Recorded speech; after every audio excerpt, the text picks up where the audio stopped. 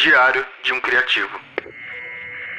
Sejam muito bem-vindos a esse espaço de conversa com pessoas pretas sobre criatividade. Bora expandir a pergunta: o que é ser uma pessoa preta criativa em 2025? Acompanhe nas redes sociais @Rádio Lunar Podcast ou Paulo R. Corrêa para ficar por dentro de tudo. E se puder apoiar o meu trabalho, o link do Catarse está na descrição. Bom episódio!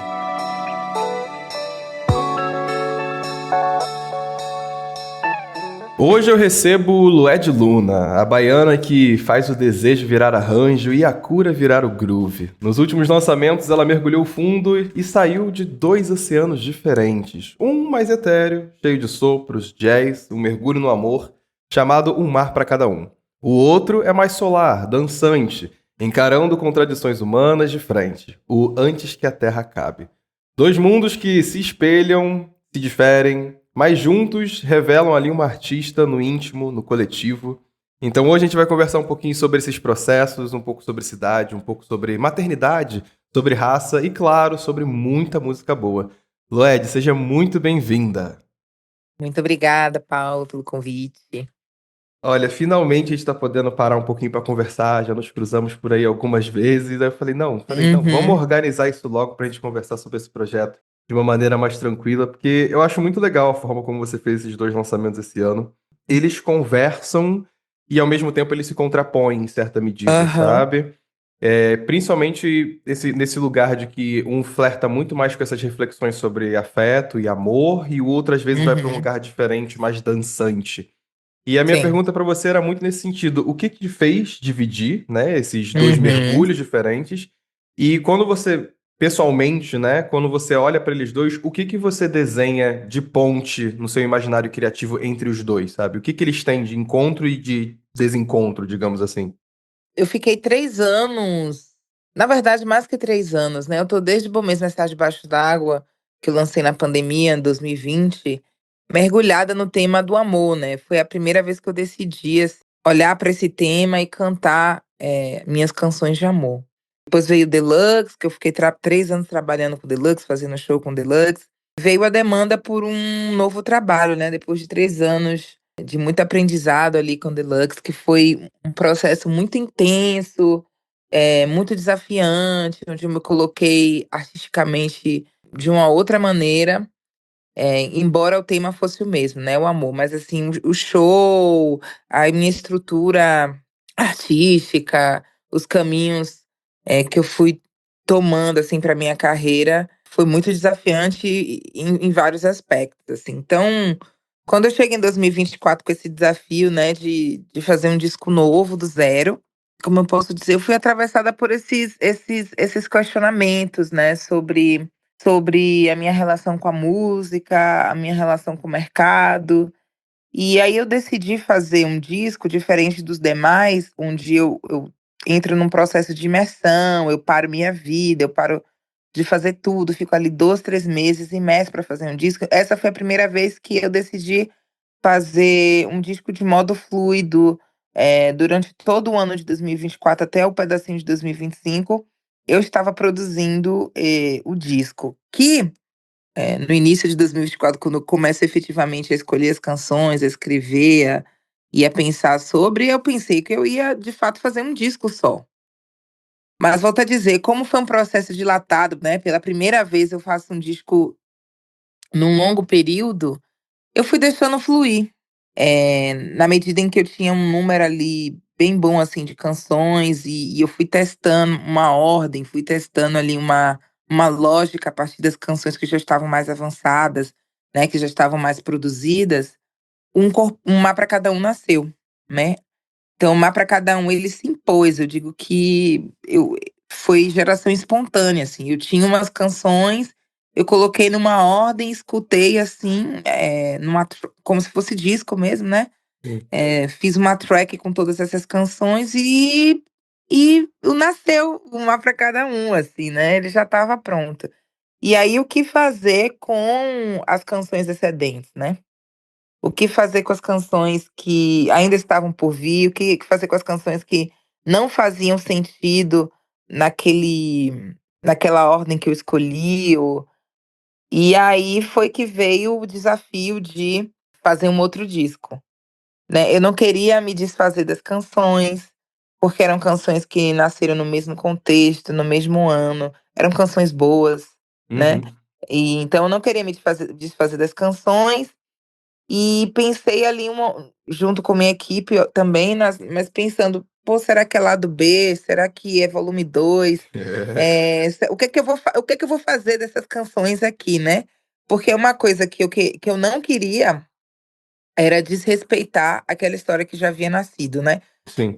No sentido de, só porque eu tenho umas canções, eu vou tentar enfiar aqui no meio de um mar para cada um, porque eu tenho essas canções. Eu falei: "Não, vou respeitar, porque isso já é um disco". Eu gosto de criar universos com disco, né.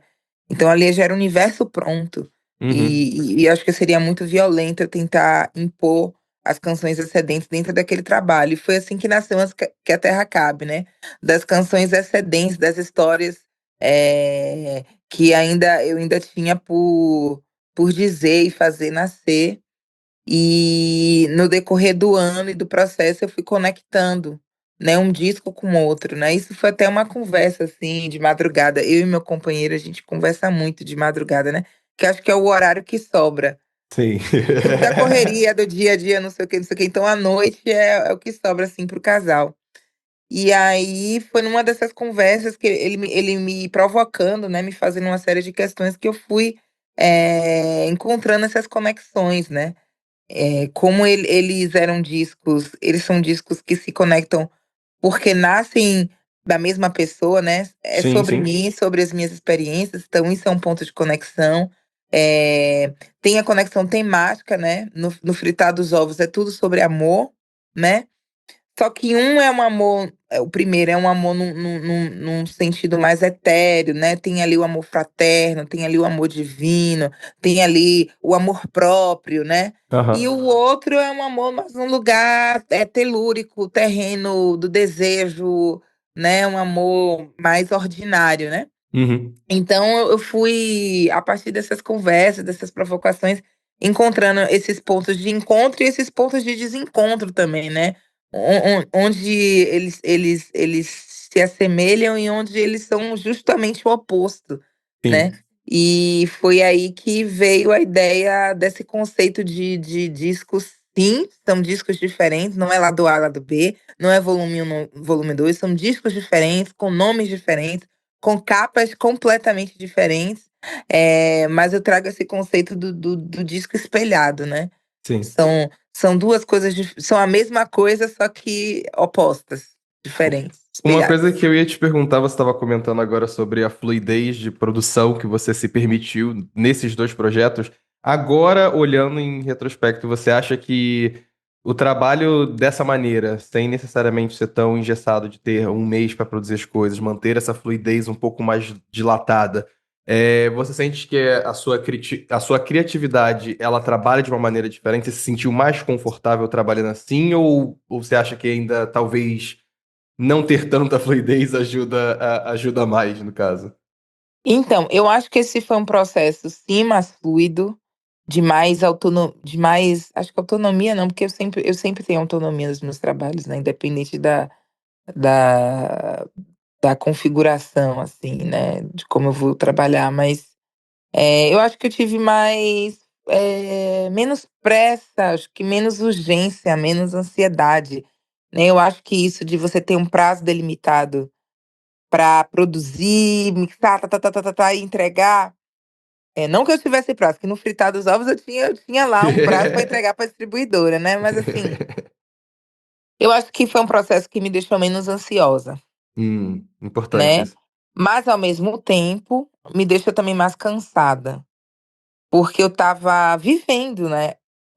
Das outras vezes eu parei, é como se eu tirasse umas férias e entrasse num processo imersivo, onde toda a minha energia eu dediquei ali àquele trabalho para, enfim, concluir aquele trabalho. Nesse caso, que foi um ano inteiro, um ano e pouco fazendo, eu estava fazendo show e fazendo disco. Eu estava, sabe, viajando, fazendo turnê internacional e fazendo disco. Eu estava sendo mãe, fazendo disco. Eu estava, sabe, eh gerindo uma carreira e uma equipe e fazendo disco. Eh, Então o que eu notei que foi um pouco mais cansativo para mim, assim, mentalmente, principalmente. Hum. Mentalmente. Eh, então, assim, tem prós e contras, né. Mas nesse caso do Mar Pra Cada Um Antes Que a Terra Acabe, eu acredito que por conta de todo o processo que eu passei no Deluxe, né, e de todos os rebrands que eu estava fazendo, assim, sabe, todo final de ano que você avalia, assim, sua vida, tipo, Uhum. o que é que eu quero, o que eu não quero mais, o que deu certo, o que não deu certo, metas e tal. Então, foi tão intenso, assim, o processo do Deluxe e como eu queria encarar um 2025, que foi importante, fazer com o tempo para eu elaborando os sentimentos que eu estava sentindo, sabe. Sim. Esse luto dessa despedida do Deluxe, algumas questões pessoais que atravessaram o disco, então vários lutos, vários términos, vários fechamentos de ciclo, profissionais e não, né. Então eu fui deixando a vida atravessar a criação. E muita coisa foi acontecendo, então por isso que muita criação, né, porque toda hora era um babado, babado e tudo isso virava música, né, porque a música é um jeito de eu me expressar no mundo e de eu também ressignificar, tornar belas às vezes alguns episódios, assim, que não são tão bonitos, né, e que Uhum, não são uhum. tão enfim, então, foi um ano de muita cura para mim, um ano de Sim. 2024, e eu acho que os 2 discos refletem esse processo de cura, né, esse Uhum. processo de autoconhecimento, esse processo mesmo de ressignificar todo esse caos de 2024 e transformar nessas 2 belezas aí. Transformar em arte. Às vezes a dor ali, ela Isso. acaba virando arte para a gente poder se curar. Tem muita artista fala isso. Você estava falando agora sobre esse lugar da honestidade, de como foram coisas íntimas para você que você estava produzindo e ia colocar no mundo de alguma medida. Me Sim. fez lembrar numa conversa que eu tive com a Amelie do ano passado, em que ela falou que, por ser uma pessoa muito tímida, às vezes ela ficava nervosa e não sabia lidar com esse lugar de composições que eram feitas entre quatro paredes do quarto dela e de repente uma pessoa de outra cidade, outro estado, do outro lado do oceano se identificava com o que ela estava trazendo ali de alguma medida, e aquilo para ela ainda era uma coisa que ela estava entendendo, processando. E aí eu ia jogar essa pergunta para você, porque aqui agora você estava falando sobre esse lugar de cura que esses projetos foram para Uhum. você. Como é essa sensação dessas composições que às vezes são muito íntimas, que falam de uma Sim, honestidade muito sua e que de sim. repente uma pessoa desconhecida está se identificando com aquilo? Como é que é isso para você? Então, a escrita para mim é um lugar muito íntimo, sim. Eu não sou esse tipo de compositora que, assim, que cria, cria no sentido de cria uma história, cria uma que fabula, né, Uhum. que é ficcional. Eu não sou. Eh, Provavelmente 80 ou 90% do meu trabalho é autoral e bibliográfico também, né. Uhum. E a escrita para mim surge muito ali na fase da adolescência, com 13, 14 anos, e surge muito de uma necessidade de me expressar, de conversar com alguém, né, porque eu era também muito tímida, e aí hoje eu me pergunto se eu era tímida mesmo ou se eu fui me intimidando, né, porque, eh, apesar de ser de Salvador e tal, eu estudei em colégio particular, então não tinha tantas pessoas negras na minha sala, e eu era muito, como eu posso dizer, eu era um elemento ali ignorado, assim, não tinha muita importância naquele contexto ali escolar, sabe? Uhum. A minha existência, a minha figura, o que eu pensava, o que eu dizia. Eu era muito coadjuvante, eu era tipo a planta da edição, eu falo isso em toda entrevista. Eu era muito a planta da edição. E eu também tinha coisas a dizer, eu também pensava sobre coisas, eu também tinha desejos e tal.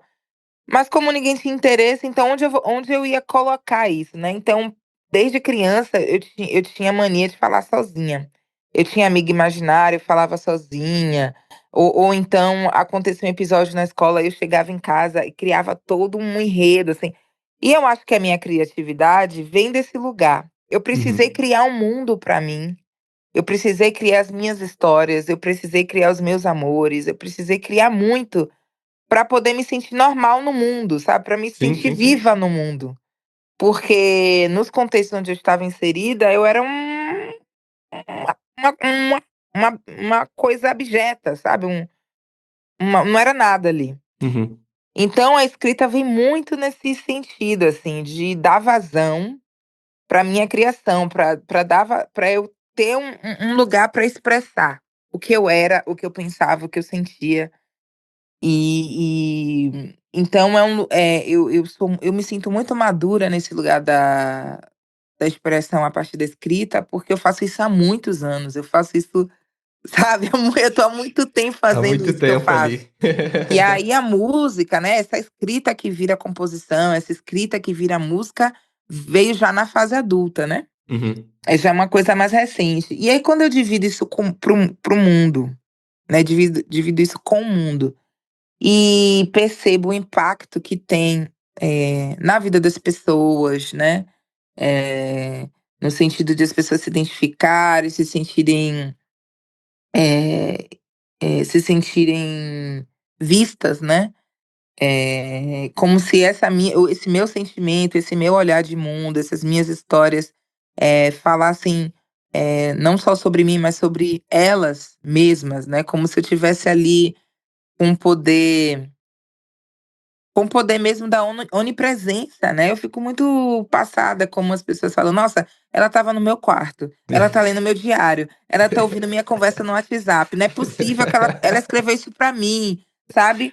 Então eu percebo que dentro das nossas estranhezas, né, dentro da nossa dentro desse nosso lugar de inadequação, porque foi esse lugar de inadequação que me levou à escrita, que me levou à música, que me levou à arte, que me levou à criação, a gente se encontra, Uhum.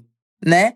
Então eu não me sinto, assim, estranha, não me eu já me acostumei com isso, inclusive, é o que eu digo também, né, que a música me deu um lugar no mundo, né. Eu quis tanto pertencer, né, pertencer ao grupo das amiguinhas, pertencer a algum rolê, pertencer ali à escola, pertencer à turma, pertencer ao grupo das meninas, pertencer a alguma coisa, e a música me trouxe esse lugar de pertencimento, porque na medida que eu vou dividindo com o mundo esse lugar íntimo, eh, eu crio esse esse lugar de comunhão com as pessoas que se identificam com essa música, com essa história e com essa poesia. Não, Então total. eu sei que eu não sou a única estranha do rolê, sabe, porque Sim, sim, sim. olha quantas milhões de pessoas me escutam, me ouvem e tatuam e se identificam com essas histórias que são minhas, mas que não tão minhas, né. E eu Uhum. eu adoro o fato dessas histórias não serem tão minhas. Eu adoro o fato dessa minha criação não ficar num lugar, tão Talvez tímido e individualista também, né? tão individualizado, Aham. tão íntimo, no sentido de quase que escondido, né. Uhum. Não, agora essa mesma Lued da adolescência que era tímida, que era invisível e que tinha essa criação num lugar de intimidade, hoje ela tá num lugar de visibilidade, né, de escuta, de atenção. Eu acho que então a música cura, me resgata e resgata essa Lued da adolescência, que começou a escrever na adolescência, sabe. Então Sim. eu acho muito massa quando as pessoas se identificam, sabe. É como se, é é isso, resgatasse essa Lued do passado. É meio que aquele lugar que é o clubinho que vai surgindo a partir de uma letra de uma música que você achou que estava ali só para você e mais gente está Sim, ali. E acaba sendo uma via de mão dupla, né? Porque ao mesmo tempo que o ouvinte está do outro lado se sentindo visto, você também está se sentindo vista porque ele está consumindo a sua arte de alguma sim, medida. Então finalmente, entende? vira uma Finalmente eu tô troca, né? exatamente. Eh, Tudo começou por conta de uma necessidade de me expressar e de existir no mundo. Uhum, E então essas pessoas que me escutam, que se identificam, valida esse meu lugar no mundo, sabe. É o que eu uhum. volto a dizer, a música me deu um lugar no mundo, eu falo isso com tranquilidade. E que bom que eu tive sim, coragem de extrapolar o papel, né, de extrapolar o Sim. diário. Sim. né? Dar voz, dar som, dar uma estrutura para essa poesia Olha, se espalhar. a gente tá falando aqui de composição e tem uma pergunta da panelinha aqui do meu grupo de apoiadores que tem um pouco relação com isso. Inclusive, você aí que está escutando esse episódio, você poderia estar participando da gravação, mandando suas perguntas. O link de apoio está aí no descritivo do episódio para você, na próxima entrevista que vai ter aqui, você tá pertinho do seu artista preferido. O Eduardo mandou assim: é sobre o processo criativo. Já vi a Lued falar bastante sobre os motivos que é de realização de uma música, uma pessoa, um momento importante, um amor, uma amizade. Mas como é a percepção de que aquilo pode ser cantado? É um trecho de uma letra que vem na cabeça naquela hora ou é uma reflexão que vem depois? Boa pergunta, Edu. Ah, o meu processo de composição, ele varia muito, assim. Eh, Num período que eu usava mais o violão, né, ali eu ainda morava em Salvador. Então eu experimentava alguns acordes, e aí desses acordes já nascia uma melodia, eu ia cantarolando essa melodia. A melodia trazia o tema, trazia uma palavra, uma memória, trazia o tema, e aí vinha ali uma palavra, uma frase, e eu ia construindo a poesia depois, a partir, da melodia da epifania mesmo que nascia ali junto com o instrumento, né, o instrumento e a harmonia ali me trazia a música quase que inteira. Isso é um processo. E aí tem um outro processo que é o que eu mais tenho utilizado ultimamente, que é a escrita, né. Como eu viajo muito, tenho viajado muito, tem muito ócio, né, nessas Uhum. viagens, né, avião, não sei o quê. Se for viagem internacional, então danou-se, Ixi, horas de né. avião ali. Ó. Horas de avião, aí tem as vans, andar de van, pegar a estrada e tal. Então eu com o celular ali, vou no note e vou escrevendo, né, escrevendo só a poesia mesmo, eh, a partir das memórias que vai vindo, ou se é uma situação que eu tô vivendo naquele momento. Como eu disse antes, né, a escrita é um lugar muito confortável para mim, é uma zona de conforto para mim escrever, eu escrevo muito facilmente, então qualquer momento ali que eu tô parada com o celular na mão, pode nascer uma poesia. E como hoje em dia, né, eu já trabalho com música e tô pensando música o tempo todo, tô, né, já dentro desse contexto, né, de ser uma cantora, então eu já penso ali uma métrica, eu já penso ali numa maneira que caiba a canção, né. É Uhum. poesia, mas eu já escolho umas palavras, algo que case, uma rima, alguma coisa que eu sei que, independente de quem for musicar aquela poesia, seja eu, seja outra pessoa, já vai fazer algum sentido ali.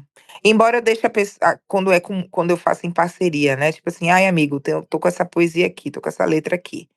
Eu deixo também a pessoa livre para poder modificar uma coisa ou outra para caber na melodia que ele vai criar, né. Mas raramente isso acontece de ter que cortar alguma coisa e tal, no máximo eles repetem e tal para fazer tipo um refrão. Uhum. Então ultimamente tem sido assim, eu já escrevo pensando música. Não tem isso de: "Ah, isso vai ser poesia, isso vai ser música". Como eu tô operária da música, eu já escrevo a poesia pensando em ser música mesmo. E é isso. E aí tem o último processo que é raro, mas acontece, que é eu receber poesia, né. Eu Olha. recebi uma poesia da Viviane Mosé, que até hoje eu não musiquei, recebi da Cidinha da Silva, que entrou no Bom Mesmo Está Debaixo d'Água, que é Lençóis, então a letra é dela, né, a poesia é dela e eu musiquei. Tem E uma da como é pra você musicar uma poesia que é de outra pessoa? Como é que é o sentimento? Às vezes, acredito que algumas devam gerar uma é, certa identificação, mas outras sim. talvez não, não sei. Você falou isso, você falou tudo. Eu só escolho as poesias das quais eu me identifico, que Boa. conversam comigo, conversam com minha história, o que, poxa, eu gostaria de ter feito, sabe, isso aqui Uhum. eu poderia ter feito, né. Então, não é difícil pra mim. Ou eu uso violão, ou eu faço também sem violão, só a melodia mesmo e peço pra alguém harmonizar, ou se eu tiver com o violão eu vou ali tateando. E aí esse é o processo mais raro, mas aconteceu já umas 3 vezes, assim. Sim. A gente está falando aqui de produção musical e composição, e na entrevista passada que eu estava conversando com a Bruna Black, ela falou muito sobre o lugar da maternidade, de como isso criou na cabeça dela um lugar sobre legado, e de como isso mudou a forma como ela compõe, a forma como ela produz, porque ela afirma, inclusive, que existe uma artista diferente após o nascimento da filha, mais preocupada com esse propósito de o que que vai ficar no mundo, artisticamente falando, é, para as próximas gerações. Eu queria saber um pouco de você. Você já sentiu alguma coisa assim? Teve essa mudança também, um pouco de perspectiva nas suas composições ou nas suas produções? A maternidade te colocou num outro lugar, musicalmente falando? Tá, então a minha maternidade, ela não foi acidental, né.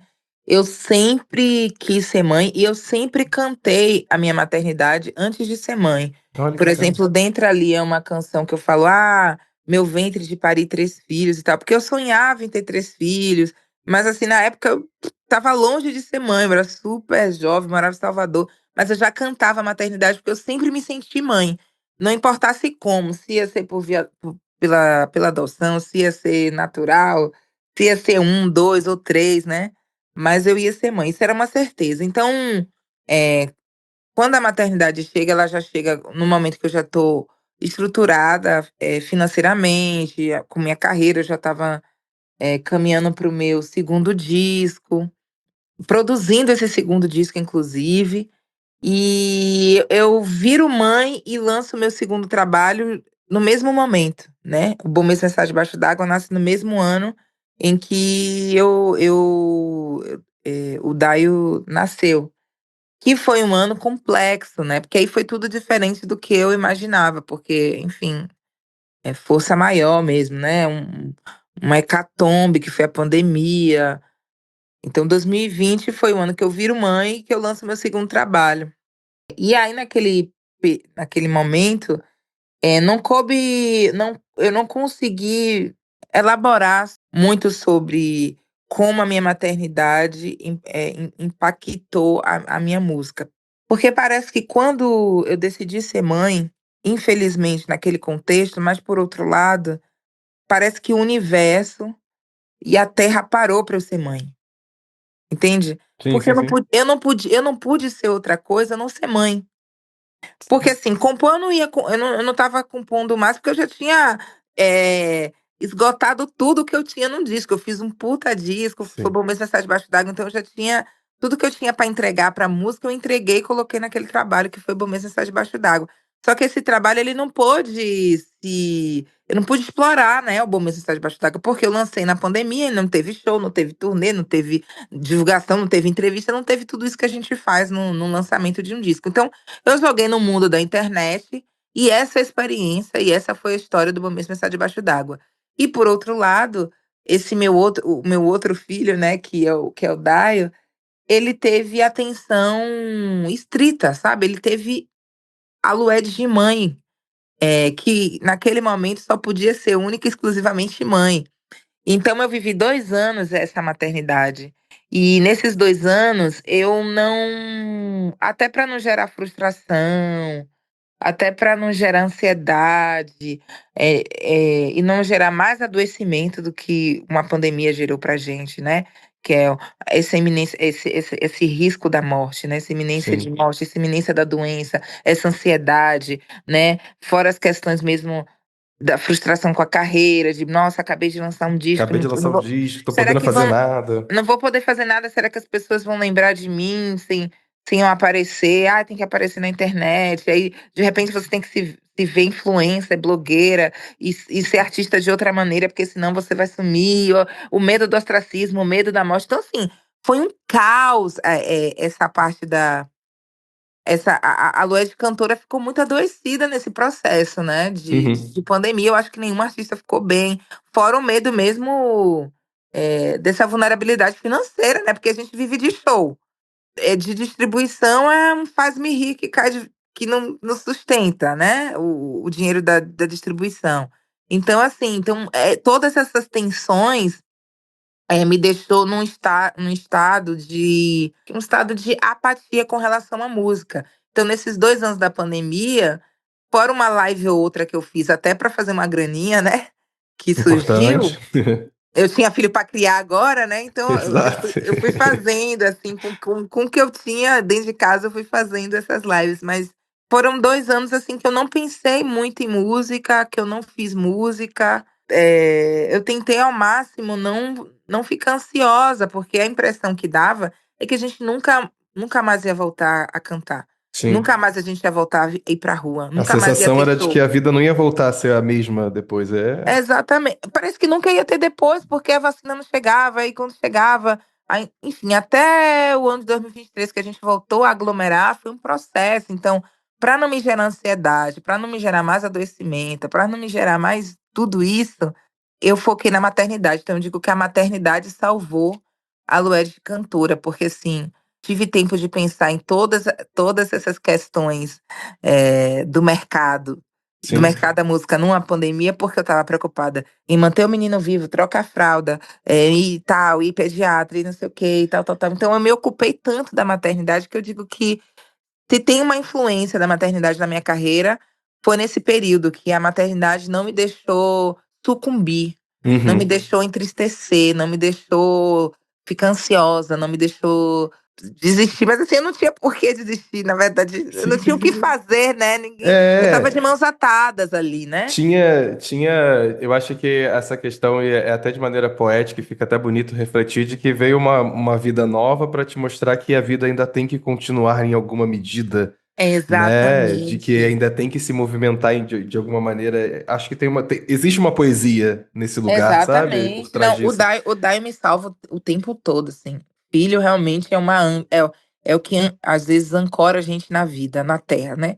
Sim. E é o que tem me ancorado muito, assim. Então, esse é a primeira influência da maternidade, assim, na minha música, na minha carreira como um todo. Porque, assim, diretamente na poesia, não tem muito. Eu só tenho uma música que eu fiz pra ele e paz, assim. Então, os meus discos, eles não são atravessados pela minha relação com ele, ou não é a expressão da Lued de mãe. É a Lued de Uhum. mulher mesmo, né? Sim.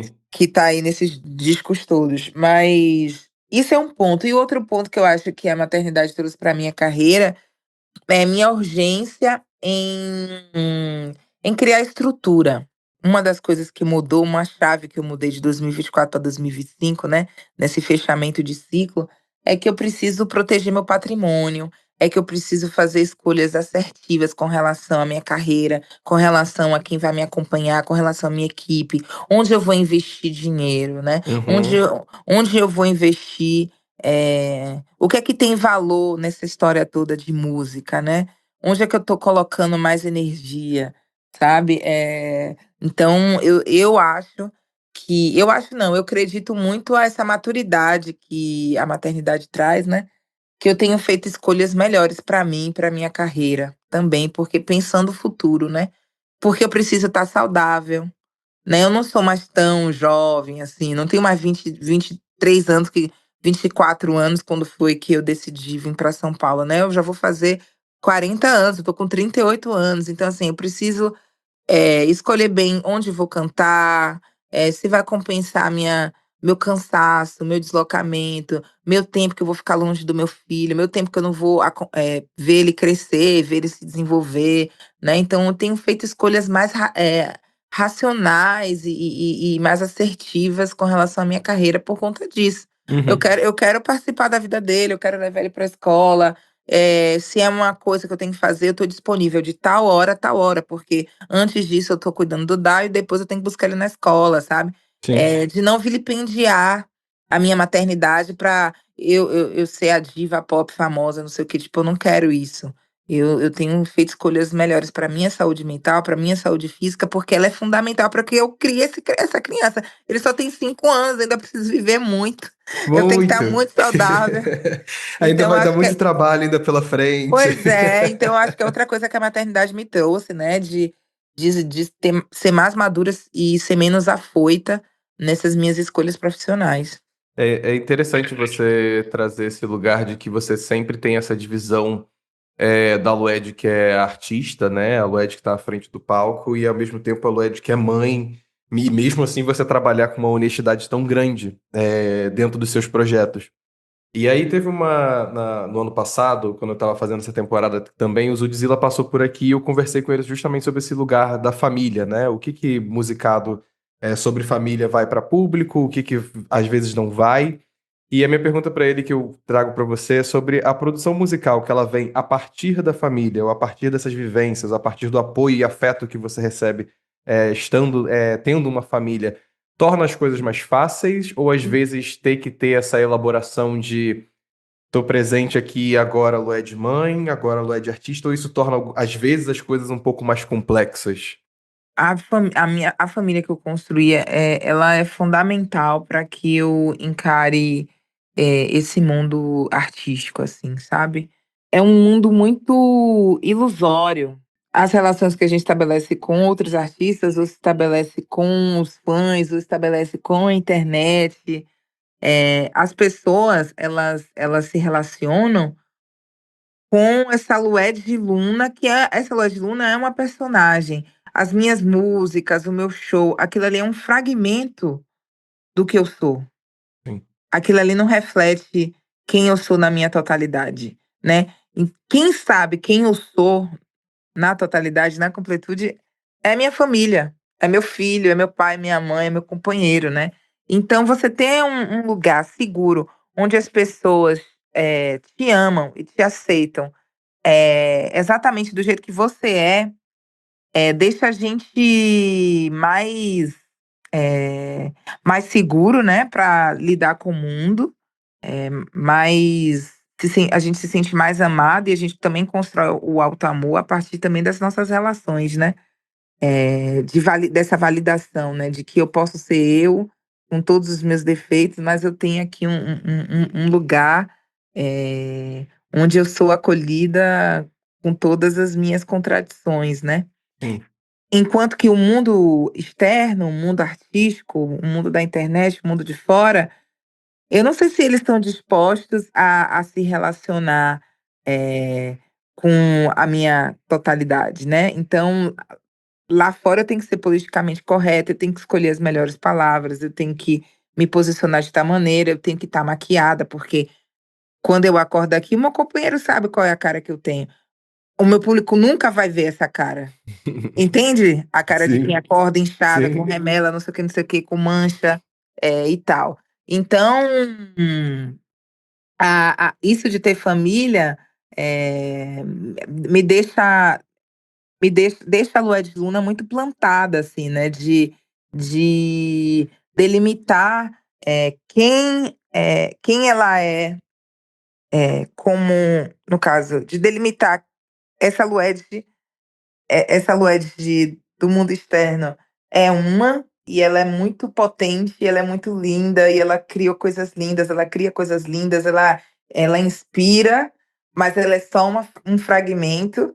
E tem a Lued Gomes Santa Rita, que é a Lued de mãe, que é a Lued de companheira, que é a Lued de filha, que é a Lued de filha de santo, performa de outra maneira e é acolhida, com a sua humanidade, né. E aí, porque teve um momento de caos, né. Um dos grandes caos que o Deluxe trouxe, que todo esse processo aí que eu falei que 2000 e de 2024 foi um ano intenso, foi que eu Uhum. comecei a colocar limites na Lued de Luna, porque ela estava dominando a minha vida Uhum. e estava atrapalhando as minhas relações, sabe. De repente eu não estava dando atenção para o meu filho, de repente eu não estava dando atenção para o meu marido, de repente todos os meus recursos financeiros e energéticos era para a carreira, sabe. De repente ela estava usando uma bota, de milhões, e a Lued de Luna estava usando uma sandália rasteira de couro. E assim, eu amo rasteiras de couro, mas entende que estava tendo um desequilíbrio Desequilíbrio. Sim, sim, entre sim. o investimento que a o tempo e o investimento que a Lued Luna estava pedindo, e a Lued Gomes Santa Rita magra, adoecida, sem magra não, né, mas assim, sem se alimentar Sem, direito, sem o sem cuidar da autocuidado, né? saúde, sem cuidar das relações. Eu tô nesse processo, né, que é o grande sacada de Um Mar para Cada Um Antes que a Terra Acabe, que é quando eu digo assim: quem vai ser protagonista dessa história vai ser a Lués de Gomes Santa Rita, porque foi a Lués de Gomes Santa Rita aquela que era tímida na escola, aquela que veio para São Paulo com a mala na mão e um sonho. Foi ela quem criou a Lués de Luna, foi ela que trouxe a Lués de Luna até aqui. E ela não pode ser negligenciada, né? E é por isso que eu falo de tanta humanidade nos discos, é por isso que Sim. esses dois discos é meu disco mais humano, porque eu não quero mais essa separação de ser a diva perfeita que brilha e que tá sempre bonita, como era no Deluxe, e a Lued de dentro de casa. Agora as pessoas, eu tô me propondo a dividir com o mundo a Lued de dentro de casa. A Lued Gomes Uhum. Santa Rita, assim, ela que tá aí na rua, assim. Eu tô cada vez mais eu tô cada vez mais honesta, na medida do que eu na medida do possível, tá ali nas canções os meus defeitos, as minhas contradições. E essa é a grande questão do Mar para Cada Um Antes que a Terra Acabe. O meu público vai ser capaz de me amar assim mesmo? Sem a personagem, sem a máscara da diva? Eles vão ser capazes de me amar. E eles estão me amando, graças a Deus, tá dando tudo certo pra mim.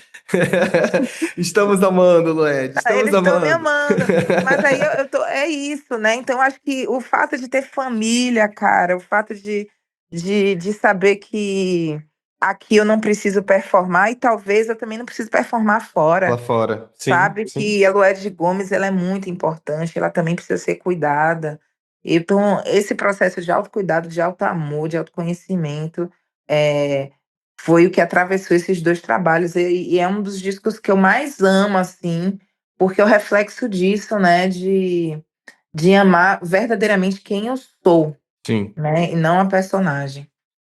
A gente está falando aqui sobre esse lugar de ter vindo para São Paulo e eu acabei lembrando da conversa que você teve no Mano a Mano, que eu tive a honra de poder acompanhar a gravação.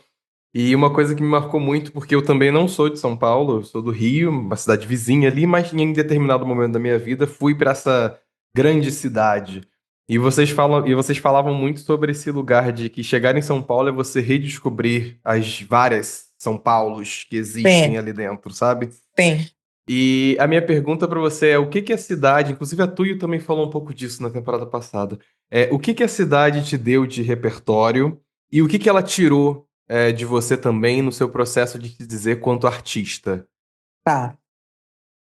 São Paulo realmente.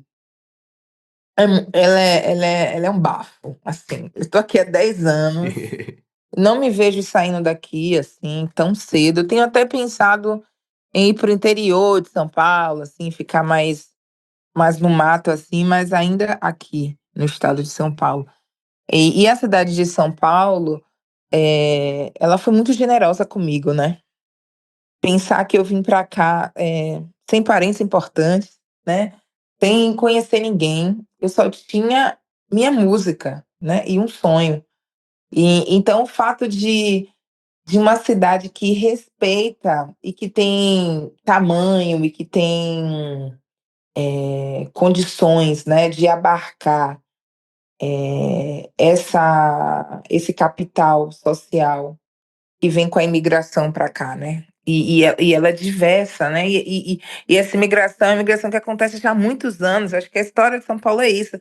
Sim. É uma cidade construída com corpos que se movem, né? Que se moveram, assim. Quando a gente se move, não é só o corpo que vem, né? Vem o corpo, vem a história, vem a cultura dessa pessoa, vem os costumes, vem tudo que as riquezas que essa pessoa carrega, né? E é por isso que São Paulo é rica, velho.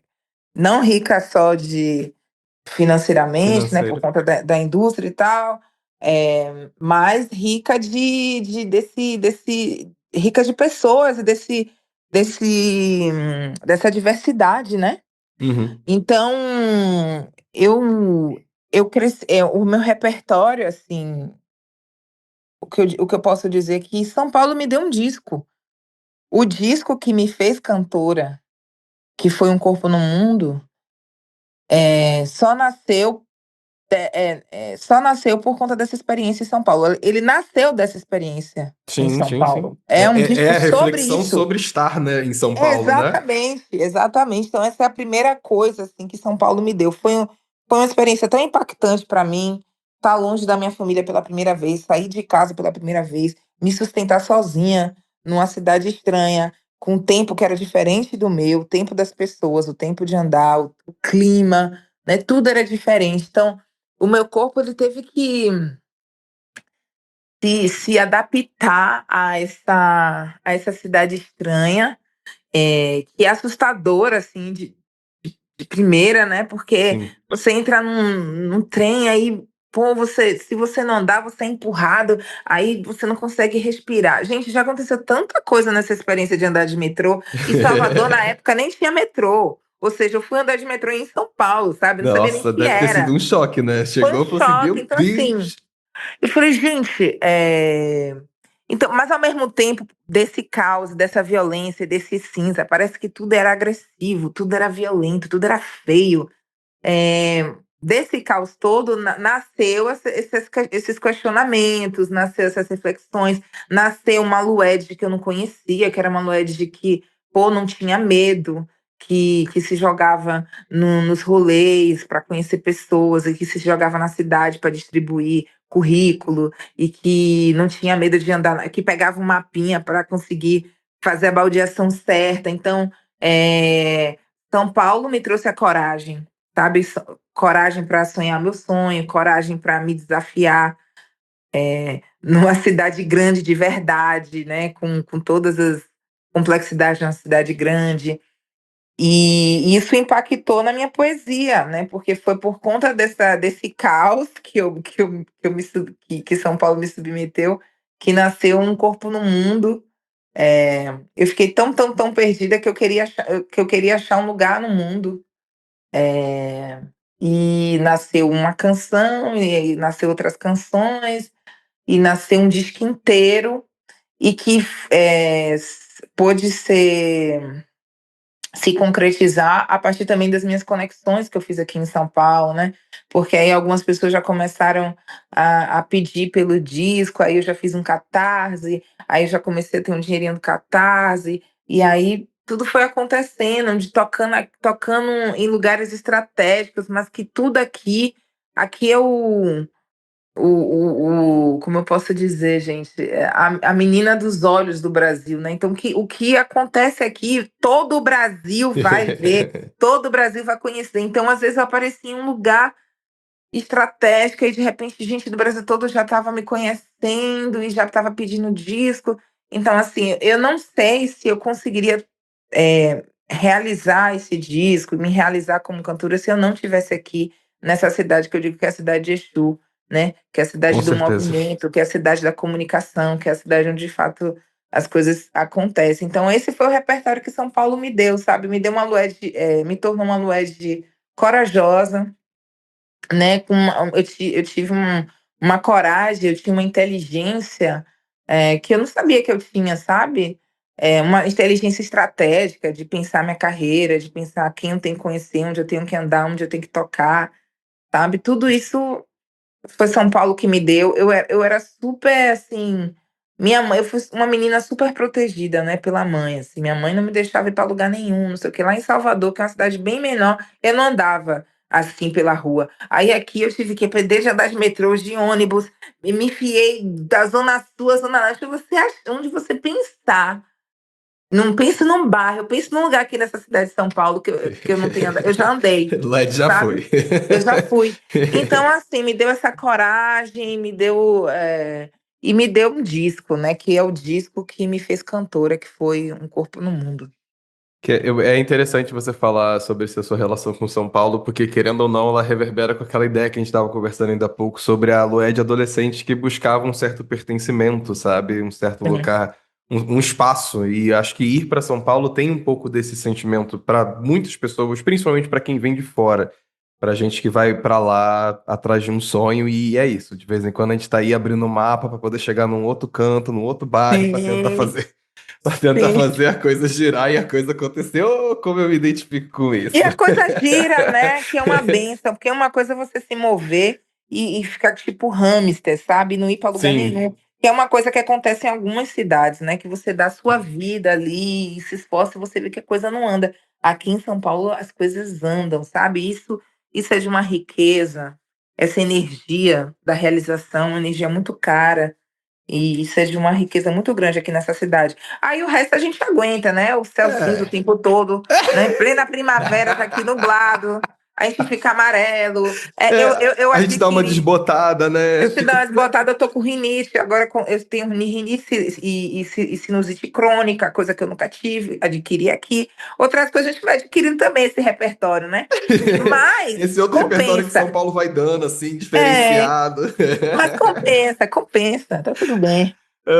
E o pior é que a gente tá falando disso agora, desses repertórios que São Paulo dá, e eu me identifico muito com isso, porque foi nessa pegada da minha ida para São Paulo também, de buscar um sonho, e a gente vai agregando várias coisas pelo caminho, inclusive as coisas que não são tão gostosas e deliciosas por aí. É, Ai, exatamente. mas faz parte. Olha, Não dá para ganhar todas.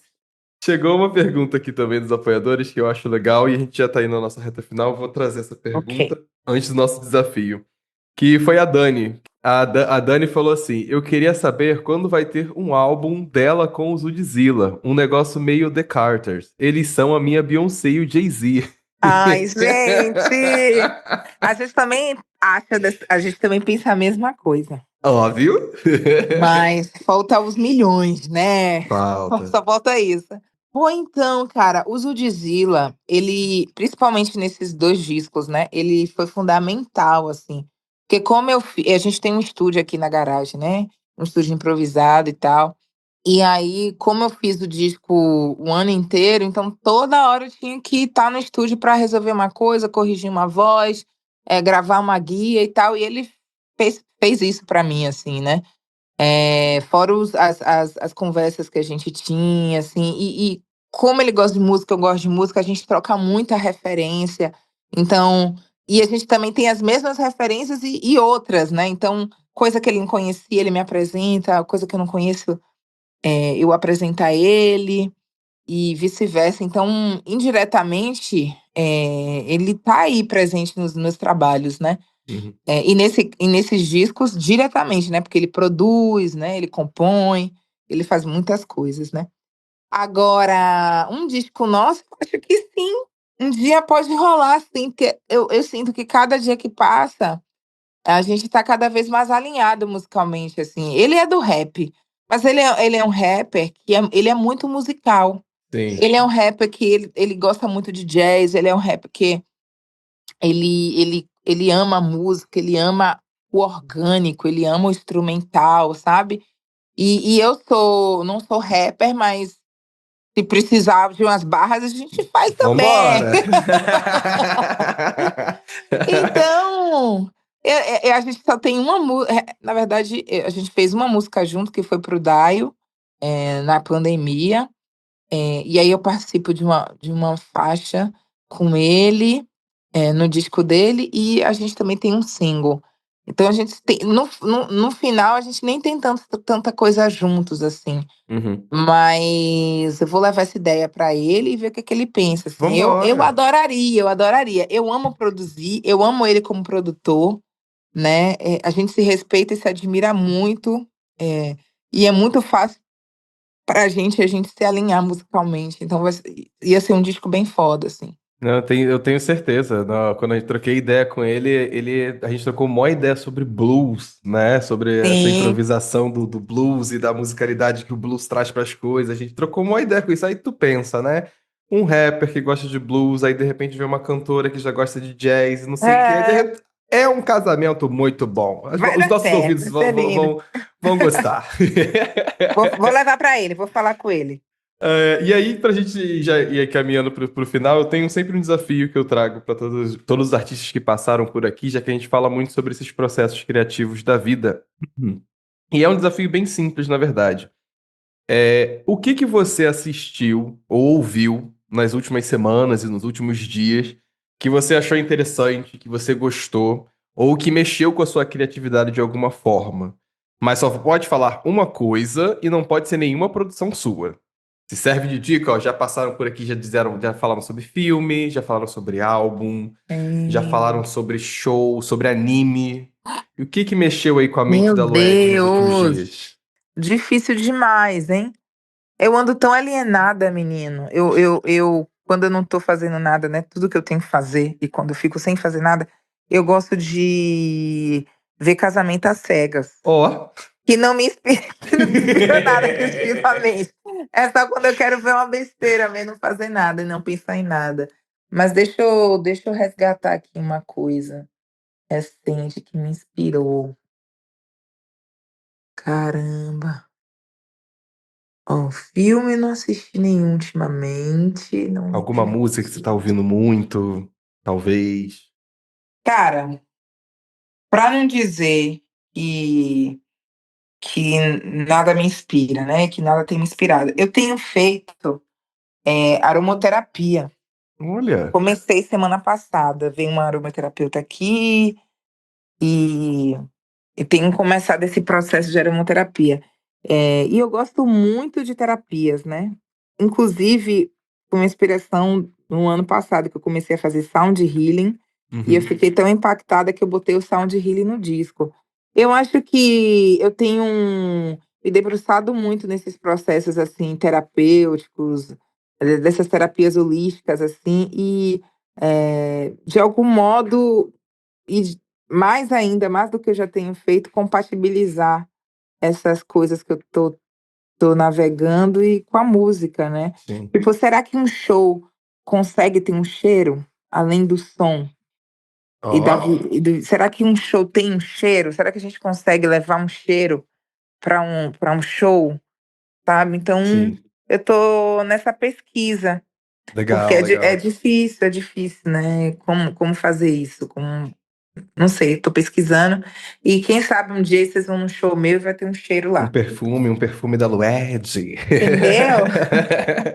Eu acho que acho interessante, é legal. Eu trago essa pergunta no final porque eu acho que ela traz esse lugar que às vezes são coisas que a gente não espera. Já acho que você trazer essa questão das terapias é um grande exemplo de que às vezes uma coisa que a gente está em outro campo, em um outro lugar, pode Sim. acabar cutucando, fazendo aquela coceirinha na cabeça assim, tipo, será? E É aquilo porque aí gera uma é coisa porque a maior. arte move com sensível, né. E Sim. eu acho que propositalmente a gente pode usar outros estímulos, que não só a audição, quando a gente for para um espetáculo, né. Então, onde eu quero acessar as pessoas? Então qual é o cheiro que vai conduzir as pessoas a, sei lá, a se concentrarem, ou a meditarem, ou a sentirem alegria, ou a sentirem desejo? Qual é esse cheiro? Qual é esse som? Qual é a frequência? Eu tô querendo trabalhar com sutil ultimamente, sabe. Sim, sim, sim, sim. E vamos ver o que eu vou inventar aí. Ai, Led, que conversa gostosa. Muito bom poder conversar contigo para falar sobre esses processos, sobre vida principalmente, porque eu acho que ser criativo atravessa esse lugar de que a gente precisa estar bem. E acho que a nossa conversa deixou isso bem claro, de que às vezes a gente precisa cuidar da gente para que a arte esteja no mundo, né, em alguma medida, de alguma maneira.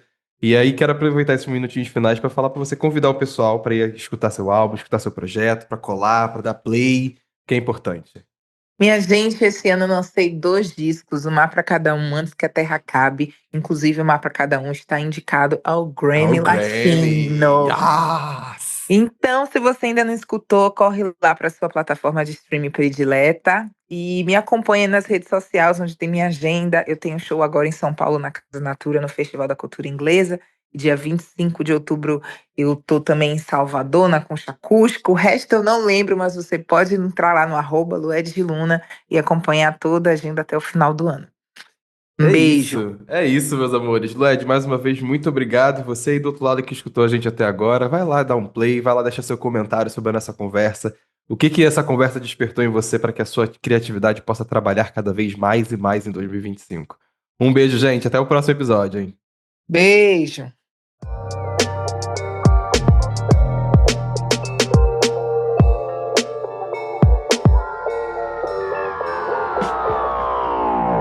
E você escutou mais um episódio produzido pela Rádio Lunar.